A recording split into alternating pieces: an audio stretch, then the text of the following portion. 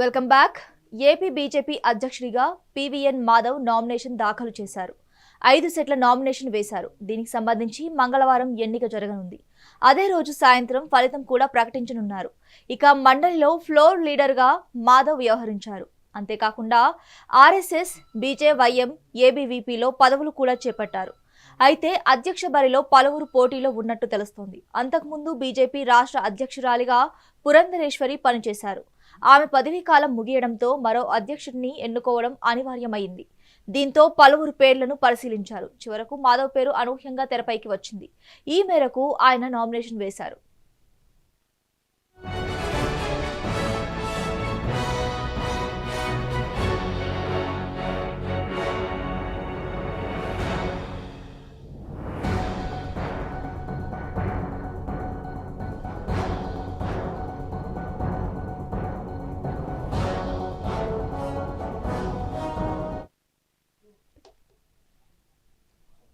AP BJP అధ్యక్షుడిగా PVN Madhav nomination దాఖలు చేశారు.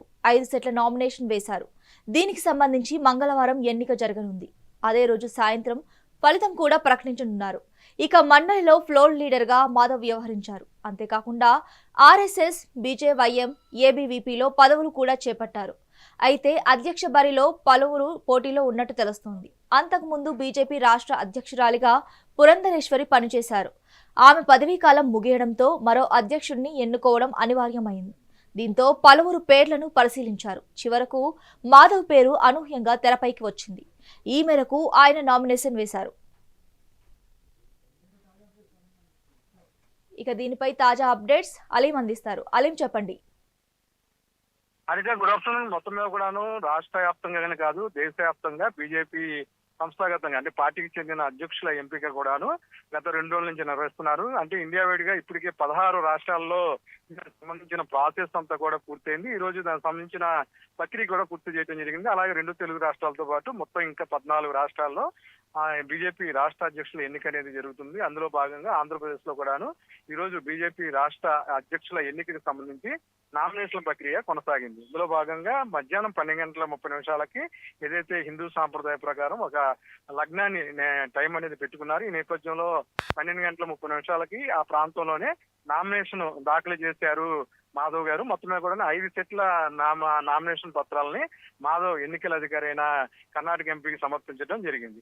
ఈ నేపథ్యంలో ఆయన ఎంపిక అలాగే ఎన్నిక కూడాను మొత్తం మీద కూడాను ఫిక్స్డ్ గా, అంటే ఏదైతే కేంద్రం ఉన్న పార్టీ ఆదేశించిందో తదనుగుణంగా ఒక సెట్ నామినేషన్ మాత్రమే ఒక వ్యక్తి దాఖలు చేసినప్పుడు ఖచ్చితంగా ఆయనే పార్టీకి అధ్యక్షుడు అయ్యే అవకాశం ఉంది హారిక. ఈ నేపథ్యంలో ఖచ్చితంగా ఆయన ఎన్నిక అనేది మొత్తం కూడా ఖరారైంది. రేపు అఫీషియల్ గా దీనికి సంబంధించిన ప్రక్రియ పూర్తి చేసి ఎవరైతే ఎన్నికల పరిశీలకులు ఉన్నాడో ఆయన పేరుని రేపు పార్టీ కార్యకర్తల నాయకుల సమక్షంలో కూడా ప్రకటిస్తారని ఇందాక ఎన్నికలకు సంబంధించిన అంశం మీద మాట్లాడిన ఎవరైతే ఎమ్మెల్యేలు కృష్ణరాజు గాని అలాగే నల్లమిల్లి రామకృష్ణారెడ్డి గాని మనకు ప్రత్యేకంగా మెగానైన్కి చెప్పడం జరిగింది.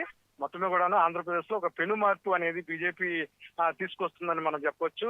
ఎన్నికల్లో గతంలో కూడాను కమ్మ సామాజిక వర్గానికి చెందిన వాళ్ళు, రెడ్డి సామాజిక చెందిన వాళ్ళు మాత్రమే ఉండేవాళ్ళు. దానికి భిన్నంగా బీసీ అయినా మాధవ్కి ఇవ్వటం ద్వారా కోస్తాంధ్ర, ఉత్తరాంధ్రలో ఏదైతే బీసీలను, ఎస్సీలను అందరూ కూడా ఒక తాటి మీద తీసుకొచ్చి బీజేపీ రాబోయే ఎన్నికల్లో ఖచ్చితంగా ఎక్కువ సంఖ్యలో ఎమ్మెల్యేలను చేజిక్కించుకోవాలనే వ్యూహంలో భాగంగానే మాధవ్ పేరును అందరూ కూడా ప్రతిపాదించినట్లుగా తెలుస్తుంది. ఇందులో భాగంగా ఆంధ్రప్రదేశ్ లో రాబోయే రోజుల్లో బీజేపీ చాలా వ్యూహాత్మకంగా కలిసి కూటమితో కలిసి ముందుకెళ్తున్నట్టు కూడాను తెలిసే అవకాశం ఉంది. ఖచ్చితంగా వచ్చే ఎన్నికల్లో బీజేపీ చాలా పెద్ద గోల్ పెట్టుకుంది. ఇందులో భాగంగానే ఈ ఎన్నికల ప్రక్రియ, బీసీ నాయకుడిని ఎన్నుకోవటం, మాధవ్ చాలా సీనియర్, అలాగే ఆర్ఎస్ఎస్ సంబంధాలు ఉండటం, వాళ్ళ తండ్రి గారు ఎవరైతే ఉమ్మడి తెలుగు రాష్ట్రాల్లో కూడాను పార్టీ అధ్యక్షుడిగా పనిచేసిన చలపతిరావు గారి కుమారుడు మాధవ్ కి పదవి రావడం పట్ల కూడా బీజేపీ శ్రేణులను కూడాను సంతోషాన్ని వ్యక్తం చేస్తున్నాయి. అయితే దీనికి సంబంధించి కూడా పెద్ద ఎత్తున లాబింగ్లు జరిగాయి ఢిల్లీ లెవెల్లో. ఇటు మొత్తం మీద కూడాను సుజనా పేరు వినబడింది, అలాగే జీవీఎల్ పేరు వినబడింది, అలాగే ఇంకిద్దరు ముగ్గురు పేర్లు కూడా వినబడింది. మళ్ళీ పురంధేశ్వరిని కంటిన్యూ చేస్తారనే వాదనలు కూడా వచ్చినాయి. కానీ దానికి భిన్నంగా అన్నిటికీ చెక్ పెడుతూ మాధవ్ ని రాష్ట్ర అధ్యక్షుడిగా 5 సెట్ల నామినేషన్ పత్రాలు దాఖలు చేశారు. రేపు అఫీషియల్ గా కూడాను ఎన్నికకు సంబంధించిన ప్రక్రియ అంతా కూడా పూర్తి చేసి ఆయన పేరు పార్టీ అధిష్టానం పూర్తిగా కూడా ప్రకటించే అవకాశం ఉంది హారిక. Thank you Aleem.